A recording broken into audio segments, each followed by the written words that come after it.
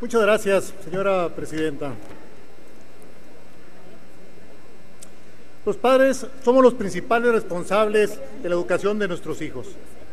Por ello, es que pertenecen a la niñez el derecho a recibir educación de sus padres, crecer en sociedad y adquirir conocimientos. Esto es así, ya que los padres son los primeros y principales educadores de sus hijos, y en este campo tienen incluso una competencia fundamental. Son educadores por ser padres, aunque comparten su misión educativa con otras personas e instituciones como el Estado. Sin embargo, la participación del Estado en la educación de la niñez tendrá el carácter de auxiliar, apoyando a los padres en una educación integral. Es por lo anterior que el Estado debe, por un lado, reconocer que los padres son los primeros y principales educadores de sus propios hijos, y por otra parte, salvaguardar la libertad de las familias para que estos puedan elegir con rectitud la escuela o los centros que juzguen más convenientes para la educación de sus hijos. Ciertamente, en su papel de tutelar el bien común, el Estado posee derechos y deberes sobre la educación, pero tal intervención no puede chocar con la legítima pretensión de los padres de educar a sus hijos, lo anterior con concordancia con los principios y valores que ellos sostienen y viven y que consideran conveniente para sus hijos. De la importancia que el Estado reconozca constitucionalmente el derecho que debe preferentemente a los padres de educar convenientemente a sus hijos. Es por lo anterior que la Declaración Universal de los Derechos Humanos, el numeral 3 del artículo 26, señala el derecho de los padres a elegir la educación que prefieren para sus hijos. No obstante que nuestro país es firmante de los tratados internacionales en los cuales se reconoce el derecho de los padres a elegir la educación que prefieren para sus hijos, nuestra Constitución política no establece de manera literal tal derecho. Si bien es cierto, el artículo 1 de nuestra Carta Magna establece: en los Estados Unidos mexicanos todas las personas gozarán de los derechos humanos reconocidos en esta Constitución y en los tratados internacionales de los que el Estado mexicano sea parte.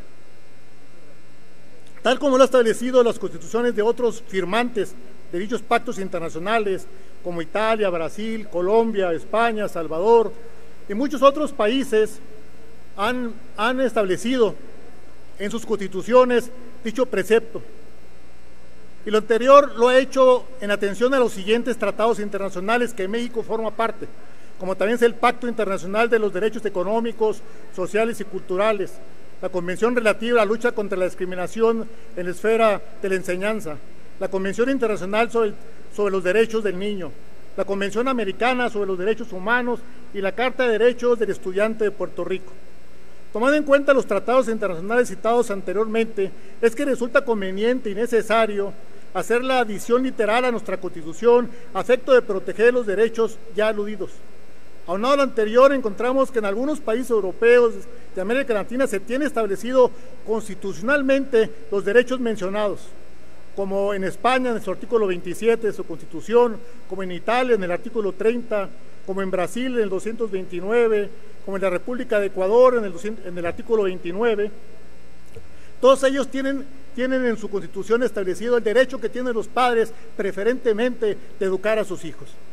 Realizando una comparación entre los países de América Latina, se encuentra como el denominador que los padres de familia tienen el derecho de educar a sus hijos, con la libertad para elegir el tipo de educación que desean, para ellos siendo un derecho constitucionalmente reconocido. Por otra parte, es de llamar la atención que en nuestro país la legislación secundaria en materia familiar sí contempla el derecho que tienen los padres de educar convenientemente a sus hijos, como es el caso del Código Civil Federal y también la Ley General de Educación. De ahí la importancia que la Constitución de los Estados Unidos mexicanos quede contemplada en su artículo 4 el derecho y el deber preferente de los padres a educar conveniente a sus hijos.